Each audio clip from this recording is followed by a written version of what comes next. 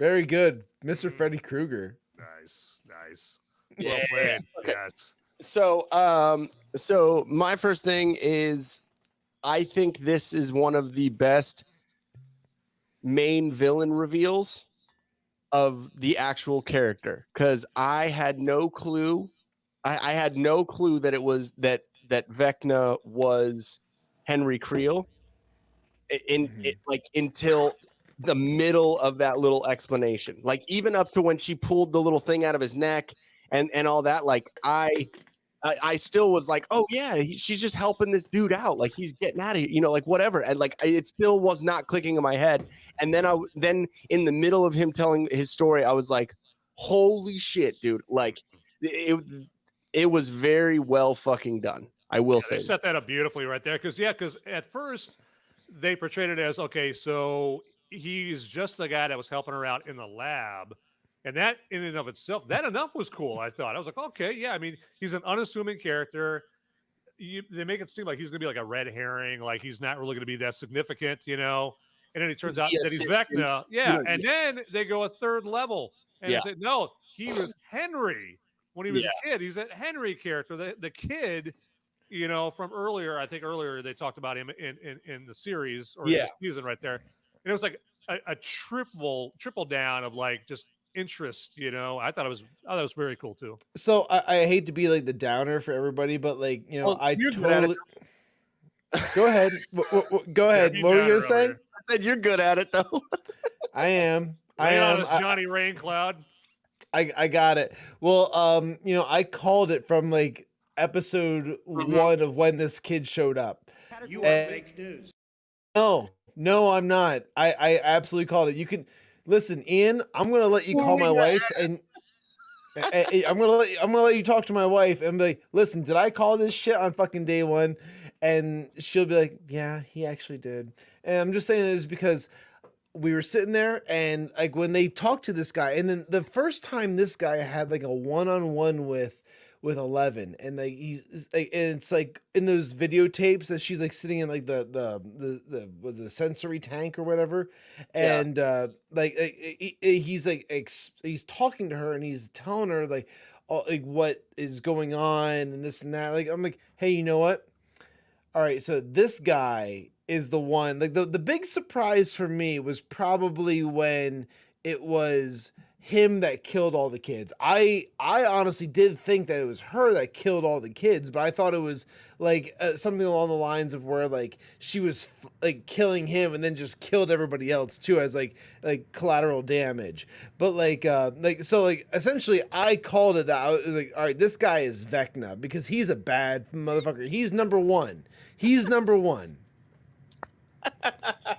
Yeah, I am a savant. Yep.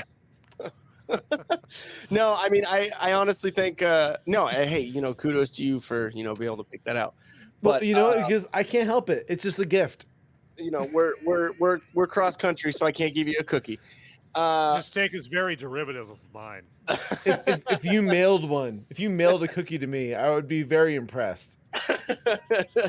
Cookie? No, in the mail. I thought that was really cool, and I thought how when they revealed, how do I get this? When they were like the camera revealed on his wrist, like it was like scrolling up, and then it showed you like the 001. I thought that was really fucking cool. And I thought it was also cool that in this story that was a little derivative of some Freddy Krueger type shit, like in your nightmares or in your dreams, and then this is where VECNA comes in and visit, and does all that. I thought it was really cool how they have his dad being played by Freddy Krueger. Like, I thought that was really Robert Englund. Yep. Yeah. I thought that was really cool too. Yeah, I thought that was a really cool kind of throw in there because like the whole character was very like derivative of like Freddy Krueger in Central. So like to me, like it made sense to be like, all right, yeah, like, that was neat. That was like his dad was like included in there, or Robert Englund was included in the entire casting. Today's Sesame Street's brought to you by the letter D, as in derivative. The special word is derivative. Deliberative? Deliberative. No, and when Chrissy, the cheerleader, when she fucking died like that, that was tough. Yeah. That was a tough one. I I didn't expect that. Not at all, dude. Like I had the same fucking reaction that fucking Eddie had. Like I was like, oh my god, what the fuck? Yeah. And it made it even sweeter at the end. Not to jump ahead, but like when he does the Master of Puppets, he's like, "This is for you, Chrissy." Yeah. That's made it even more sweet. You're like, yeah. Okay, so the Master of Puppets thing, kind of pissed me off a little bit because he played it wrong. Did you notice how he played it wrong, Shawn? Okay. If I listened back to it very closely, I probably could pick it out. But like, I'm just going off of like the initial like listening to it. I was probably half in the bag listening to it. So I'm like, hey, they're playing Master of Puppets.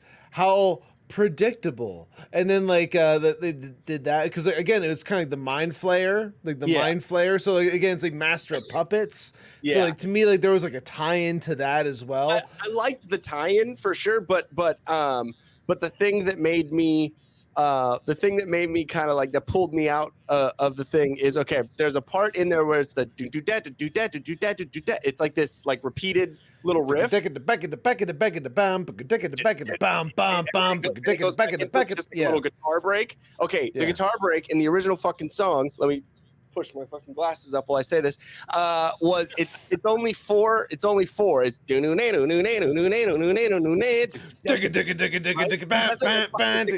was like, hey fuckers, like why you're shittier than Lars right now. Like what are you doing? Like, so wait, how many did they do?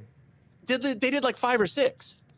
Well, you know what that is? That's poor editing. That's just like we're gonna stretch this out to build drama, and like so like and again, it was Steve's adaptation to Master of Puppets. I'm gonna put these air quotes floating all over the place right now because it's Steve's adaptation to what was Master of Puppets. Yeah. Okay. Bunny ears.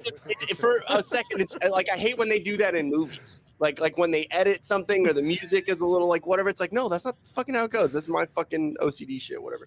Play the full 8 minutes and 42 seconds of American Pie, you bastards! Come on! Don't cheat us! No, but so you guys brought up the Master of Puppets thing, and I'll forget that if I fucking. I totally understand, man. But like, I mean, like, I even think back to the first time that I heard that song in a movie was what was it? Old School, and they go in there picking up people and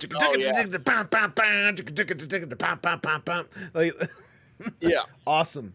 They should have had Dustin playing drums or some shit like that. Would have been fucking hilarious. Yeah, why didn't Steve have a drum kit in the Upside Down? His name is Eddie, sir. You keep calling him Steve. Steve. Oh, sorry. I said Steve. I said all right, my bad. Eddie. My bad. Admonished. Respect the dead. Admonish. Admonish. This is not what the Whiskey Capitalist stands for. We do not stand for this type of like miscrediting when it comes to characters. So I apologize. You dead named him literally. Yeah.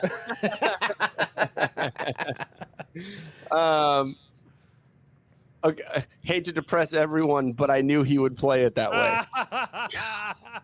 you and fucking Shawn both. Not at Shawn right there. We're just so smart. We're just fucking savants. When I lived in the prehistoric ages, I knew there was going to be these things called iPads. Pinky's out, Trevor. We knew. No, I thought it was.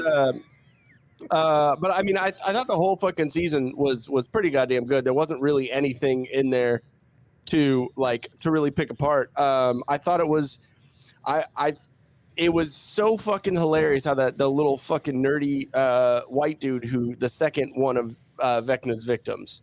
That's hard to say. Say that 5 times fast. Fucking like. Yeah. By the time I know you're trying to say second one of the victims. Yeah, it's tough. That's really tough, dude. Good job. Proud of you.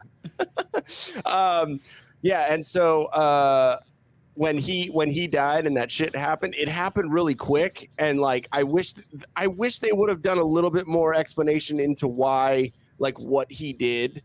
That like, allowed him to be taken over by Vec, all that stuff. I wish they went just a tad bit more, but I liked how at the time that in probably everyone in the audience's head was like, fuck this guy, can you fucking kill him? Like, he's fucking annoying little twerp, and then he died, and I was like, yes, great. Yes.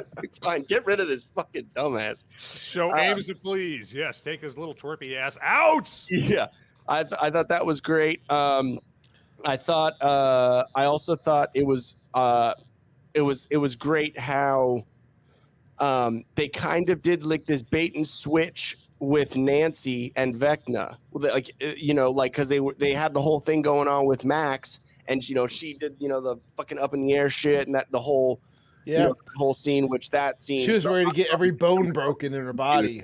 Yeah, dude, I was like, dude, are you gonna fuck? You know what I mean? Like, I was like, and honestly, if they would have done some Game of Thrones type shit and like gone and killed Max, like that would have been like, oh my god, that would have been like a crazy fucking like mind twist to the whole show.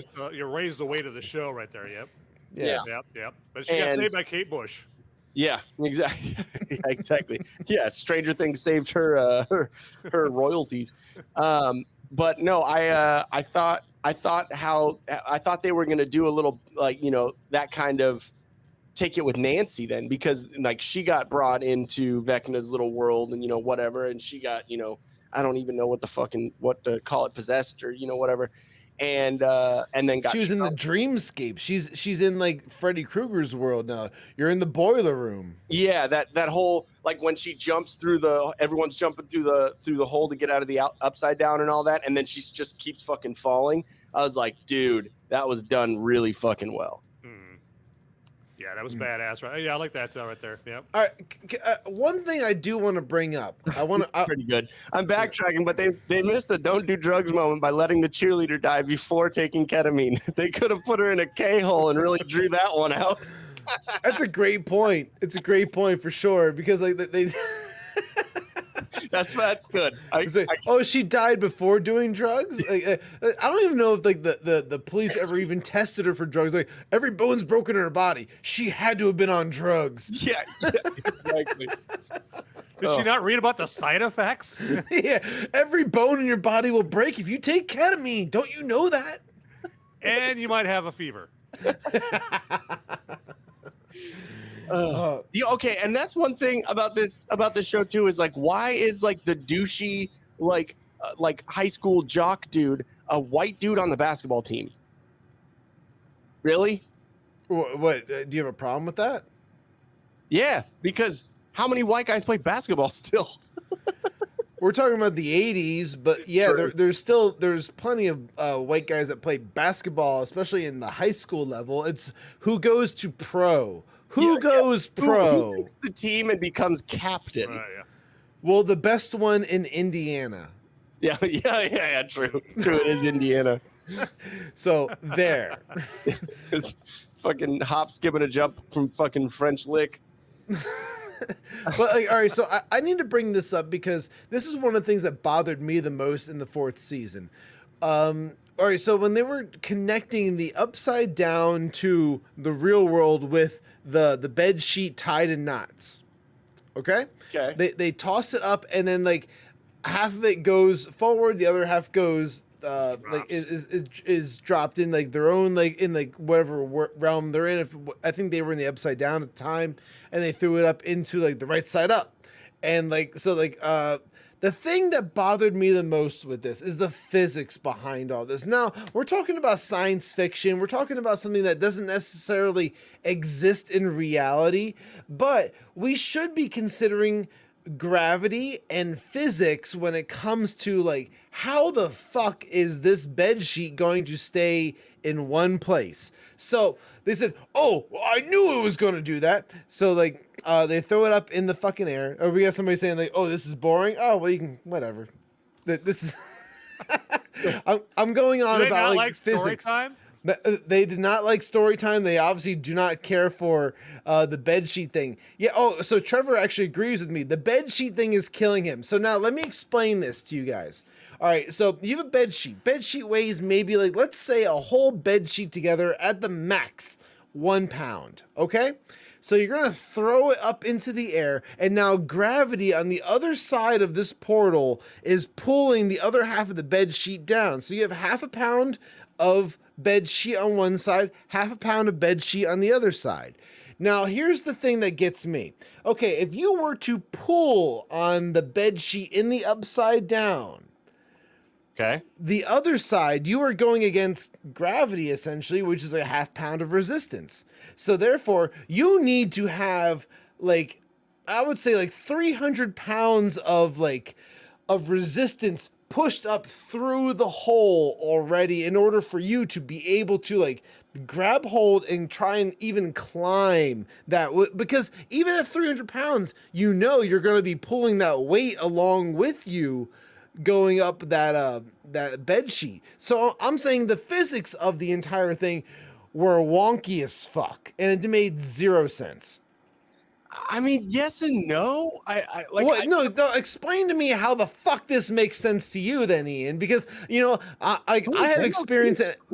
I'm saying I got experience in some engineering, and I'm saying that like if you're pulling on something, something's got to give unless it's tied to something. So therefore, if like you need to have like I would say honestly, in order for you to climb up something, being if you're like a 200-pound man, you should need like 1,000 or like let's say 800 pounds on the other side at least, to where you can climb up it and not be pulling it down from where it's standing.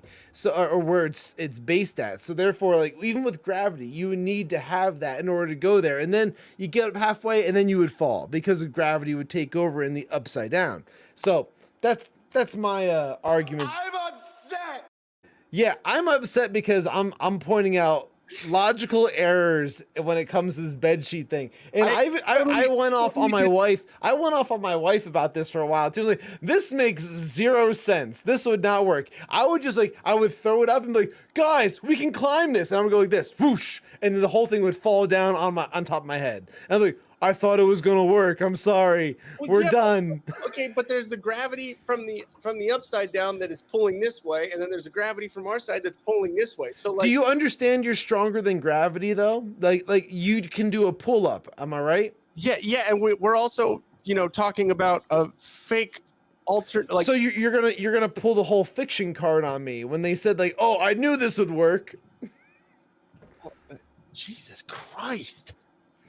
I mean, at least show, okay? I know you know has a good explanation as far as how people could liquefy into bloody, bony piles of flesh. Yeah, because that usually happens. Explain that, but yeah, I'm with you, Shawn. I don't get this. All right. If the way the bed sheet worked, then how did everyone pass through and at all and not just get stuck halfway? That's a great point, because like if you would have gone up and then like you would have essentially gotten pulled back down, because they're saying almost that like gravity was pulling to the center of where the two worlds met, but that's not where the gravity was. Gravity's going into the upside down and going into the right side up. So therefore it's like, actually should be like that way, if like upside down and the right side up, because of where gravity pulls downwards. But like it didn't work that way. It didn't work that way. So like that's where I was like, all right, like you should be able to pull that thing right through and no problem. Like it needs to be fastened to the other side, which, you know what, it would have solved the entire problem? Just saying, a step ladder. You fucking use a goddamn step ladder, because who didn't have one of those back in 1983, which was the upside down. The upside down was 1983 compared to like the current time. Current time I think was like 1985, 1986. 86. So like it was like 3 years back. So like, yeah, find the fucking step ladder in your dad's shed and then go and climb up and then fall into the right side up. And then like, hey, we're at Eddie's fucking trailer. So I mean, what, you don't think Eddie's dad didn't have a fucking step ladder? Well, it was his uncle, but yeah, I'm gonna get all right. Yeah, I agree. Hey, you know what? All I have to say about that is I'm a dumbass. I'm sorry I had to go smart on you guys for a minute. Now I'll shut up. Yeah, no, I blacked out for a second. I stopped listening. I just let you rant. Just why I don't watch movies and TVs with Bill Nye the Science Guy anymore. Well, I apologize, because like honestly, I feel like I'm the retarded one of all my friends. So like, It makes me feel good to hang out with you guys. I was gonna say, let's all do like a watch party for season 5, not fucking now. I'm gonna be like, do we have to pause it? Are you angry? Is there something going on here? No. Be offended. I'll let it all go until the episode's over. I'm like, no, I have an issue. So that's why Shawn brought over like Bunsen burners and beakers and protractors when the last time he watched a movie with me, you know. So it's like, even scientifically sound before you move on. Even Dustin, Lucas, and all of them would have been like, "Shut the fuck up, dude." Well, I would have just told him it was a dumb plan in the beginning. He's like, guys, I got this great idea. Let's tie the bed sheet around and throw it up through the fucking ceiling. And I'd be like, dude, it's a fake dimension. I would have just been like, dude, the physics of it doesn't make any sense. We gotta get a stepladder. And I thought my observation in season 1 of fucking Nancy saying, "Did it get hit by a car?" was a little like extra. Jesus. Yeah, did they not run the script by MIT before they greenlit this? Where's Elon? I'm starting to wonder. Well, I'm sorry, guys. I'm sorry.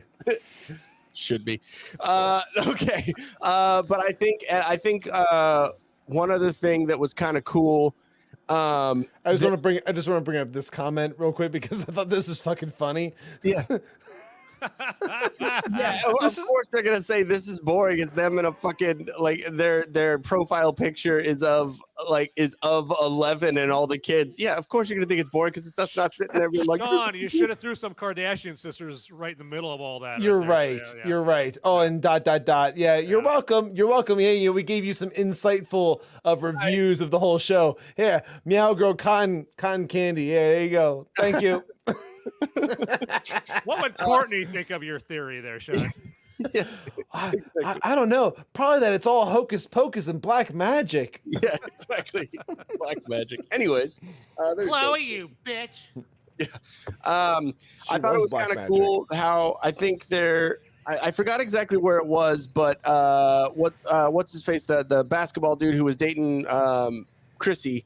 Oh, Magic Johnson. Black Magic. Lamar Odom. I'm kidding. It's a joke. But yeah, so he at the very end when the rift opened, he got ripped in half. I think there was a part earlier on in the season where he said because of like playing D&D and doing all this you're gonna get your soul gets ripped in half or like some sort of reference to that. So I thought that was kind of cool how they did that. Wait. Same one. Never mind. You still going back? Sorry, my bad. No, I thought that was kind of cool how they did that little tie-in, and then when Max actually had her shit broken, like all of her bones started breaking, doing all that, like that hit me for a second. I was like, really? They're actually fucking doing that? I don't know. It was quite interesting, and how now Hawkins is just the fucking gates of hell. I thought that was kind of cool. That is cool. And that was a great ending to a season too, by the way, because the fact that they led it into being like they had like the whole like FEMA camp almost like set up in the gymnasium, and because people's homes got destroyed from like the deviating like quarters of like the whole of like the upside down and like the real world kind of merging, and then like you see in the distance there's like this whole fucking like volcano of upside down shit fucking going on. That is fucking cool. That is really awesome. Yeah, because the red lightning in the sky, and the red lightning is like the signature of the upside down. So now you know that it's up in the right side up world. So yeah, I thought that was pretty cool. Yeah. All right, are you guys ready for theories and all that predictions? Yeah, absolutely. Or did you have anything for season 4 movies? Let's go to the glasses. Oh yeah. Do I? Oh yeah. So I thought that so we didn't really talk about the Russia part all that much, right? With Harbour you're right. There was a whole Russia thing, yeah. Whole Russia subplot. I mean, it wasn't the main plot, but the whole Russia subplot. And I personally thought, like, if you've ever watched Game of Thrones, so Ian, I know you haven't seen most of it, but Sorry. yeah, but Any of it. know, I'm sure that'll be remedied very soon. I'm sure. But the inclusion of a Jaqen H'ghar from Game of Thrones, there, the cellmate, the man with no name, or the man with no name. I know. I caught the whole thing in movies. I was like, that was one thing I was like really into for sure. Yeah, I thought that added some weight to the show. I thought I was like, oh man, this is cool because I liked them on Game of Thrones. You know, as Jaqen, you know, he's like the leader of the Faceless Men and you know, the House of Black and White, and you know, he had so much weight in that show.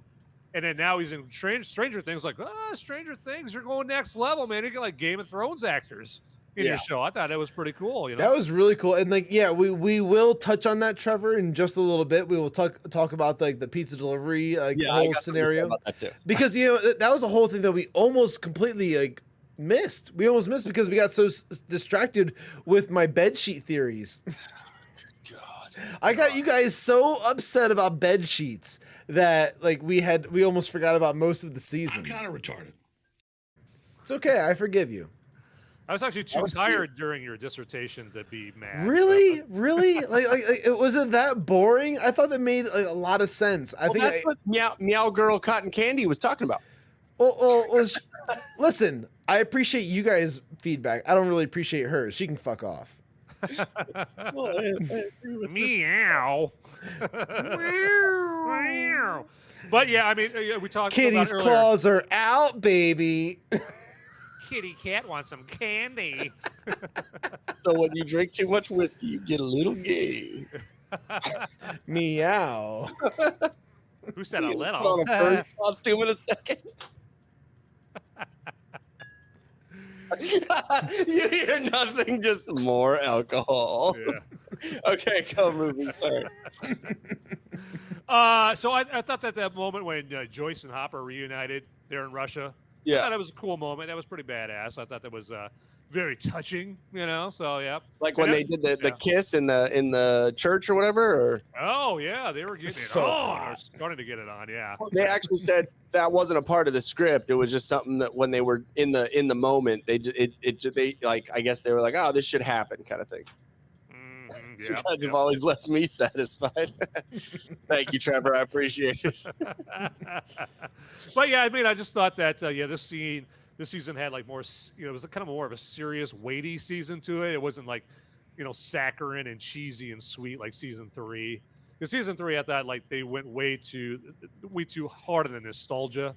You know, with the shopping mall, trying to make it look like Fast Times at Ridgemont High and whatnot. But season 4 brought it back down to earth, so to speak, and just kind of made it more morose, and you know, it kind of embraced the deathly aspects of the show. So that's a big thing that I took away from season 4 is that it was more serious, and I enjoyed it that much more because it just wasn't cheesy and bubblegum. Yeah, exactly. I like that. That's all the glasses had for season 4. Oh, there we go. All right. Okay, we're going to go into... Oh, real quick, before we do this. The pizza guy, Argyle. Yes. Okay. Awesome. Coming from being a stoner for over half my fucking life, he was fucking annoying. Like, if I had to hear him say, hey, my dudes, one more fucking time, I was going to reach to the fucking screen and choke him out. Yeah, but that's your culture in California. But that's your culture in California. How could you say that? Isn't everybody in California like that? No, how could you say that? Was fucking annoying. It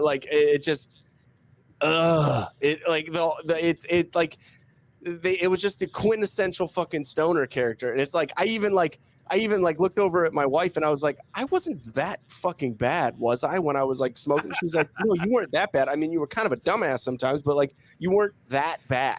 Like that, just like, oh my god, dude. It's like a Cheech and Chong ripoff, you know. I think they thought that they had to throw a Cheech and Chong ripoff character in there because it was the '80s. Yeah, you know, and then just make him just extra annoying, you know. But and he didn't really contribute much except for his pizza van. Yeah. You know, outside of that, I don't think he really did much. I mean, except for like pick shrooms, like towards the end of the show, you know. But yeah, I mean, like Eddie was a new character that actually contributed to the effort, right? You know, he rolled up his sleeves and he helped out the stoner metalhead. Exactly. Yeah. I mean, because his character was like kind of a stereotypical, like, metalhead, and whatnot. So, I mean, his character wasn't totally original, but he helped out, right? And he added a lot to the his show. character was pretty much me. I sold weed. I was a metalhead, but I didn't play D&D. So, we're not exactly the same. Yeah. And he freaked out all the jocks at school. I thought the whole lunchroom scene was great. He's reading like the Time magazine article. Yeah. They're like, and they think D&D was a once harmless game that promotes Satanism, sacrifice, and murder. And what's funny about all of that is that this show in itself promoted D&D beyond like anything that D&D ever was before. Where now there's people like that want to play it that have never had any experience before. I have plenty of friends now who have never played D&D. They're always like trying to set up like game nights and stuff like that now. They're like, oh, let's get a game night going and this and that. Like, hey, that sounds fun or whatever, but like it's just like something that like it wasn't popular before Stranger Things at all. Because like even like the first season, everything, that was where D&D like spiked in interest. Now all these books kept on coming out and everything else. Like the interest has exponentially grown. Yeah, I think E.T. had D&D in it, and I think it did spike a little bit after E.T. when they played it in there. But yeah, I don't think anything near like what it is now because they didn't have Twitter and Instagram and people talking about, hey, I just picked up this D&D game. Check out my tweet. They didn't have that back in the early '80s. So yeah, I think you're right. Like this is like I don't know if I like someone enough to play a 10-hour fucking game with them. It's not about 10 hours. It's about like you're developing a character and going on an adventure. All right. You are correct, sir. Yes. All right. So we're gonna move on to predictions and theories. We good? Yeah, let's do it. All right, y'all. I appreciate y'all. Thank you for tuning in to the Whiskey Capitalist podcast. Make sure you like, share, subscribe, follow, and comment below. I know it won't be on the live chat, but at least we'll be able to respond after the fact. And make sure you go to solo.to/thewhiskeycapitalist for all the links and all the ways to get a hold of us. And then go to bit.ly/thewhiskeycapitalist merch for our fully stacked merch store and our new Whiskey Capitalist Stranger Things inspired merch. Also, make sure you go to solo.to/tildeathstudios for any digital media and artwork and anything. If you like the little intros and the little, season promo stuff that I did, then at least leave a comment, something like that would be nice. Yeah, I gotta say, Ian absolutely did a fantastic job when it came to all this stuff. Like, especially for like when it came to the Whiskey Capitalist, and like just not only the intro and like the background and the logo and stuff, but he also did all the stuff for like the Stranger Things, like little intros as well. So like he's got a great eye for this stuff. This is the link you want to go to. Yeah, and Ian's killing it. Thank you for the season 3 commies go cry to your mommies. That was fucking great. I had to use that, dude. Oh yeah, just came to me, man. Just came to me. I was inspired by your inspiration. Yes, you're a savant. It's kind of derivative, but yeah. Go to solo.to/Til Death Podcast for the podcast that I do with my wife that kind of started this whole network, the Til Death Podcast network. And we are actually I'm being sick for like a week. That's why we had to postpone this. There's an episode that I'm putting out from Til Death Podcast that talks a little bit more about the Stranger Things stuff, just the two of us talking about it. So that's kind of fun. Make sure you check out @MoviesMerica on Twitter and www.moviesmerica.com. And then Shawn can give you some info about his other show that he does as well. Yeah, I'm really excited about this right now because the Whiskey, I was going to say the Whiskey Capitalist. Sipping with Shawn is actually going to be joining Til Death Studios when it comes to the Til Death Podcast Network. We're going to be doing a live stream evening like once a week where I'm going to be doing my own solo show and whatnot. And that you can also go and subscribe over here at patreon.com/Sippin with Shawn, where you can get all the other exclusive content, as well as I have some free content as on there as well. So by all means, go and check that out. And I will be weekly on the network probably in the next month or so. I would say once we work all the kinks out and we get all the other details done, like it's going to be doing logos and doing intros and all that stuff for it. So yeah, we're gonna get it up and running, and it's gonna be live feeds on the same channel you're currently on, and yeah, you can't beat it. That's like gulping with Shawn. Yeah, it's a lot. It's a lot of Shawn. Okay, I do want to. I do want to say thank you, Trevor, for being the comedic relief along with us on this show and all the other ones you've been a part of, man. Like, do really appreciate it, and appreciate you picking up a shirt. Make sure you send us a picture, DM us a picture of you in the shirt or the shirt or whatnot, and we'll throw it up on the Twitter. We'll throw it up on the live stream. Unless you don't want that, just let us know. No, just send it to me. I'll crop your head out, or I'll put like a clown face over top of your face. You're gonna whatever you want, buddy. Dude, come on, man. Like you can't cut his head off. We already have enough hate having to do with that. All right. I wasn't gonna cut his head about off. it afterwards.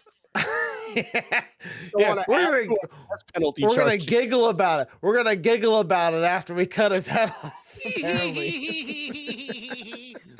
Meth, go figure. Whoa. Hey, all right, cool. Well, I gotta get out of here. I appreciate y'all, and movies. We'll catch you after the stream is over here in a second. I kind of actually wanted to talk to you about something. All right, yeah. Am I in trouble? Yes, yes. Yeah, you shouldn't have said the things you said. Yeah, you're in a lot of trouble. If you had too many glasses points. I came out of my pie hole out loud. Damn For 2 weeks, you're mine. All right, guys. I appreciate it. Thank you guys for watching and listening. Make sure you like, share, subscribe, and do all that shit. And we'll catch you next time. Peace.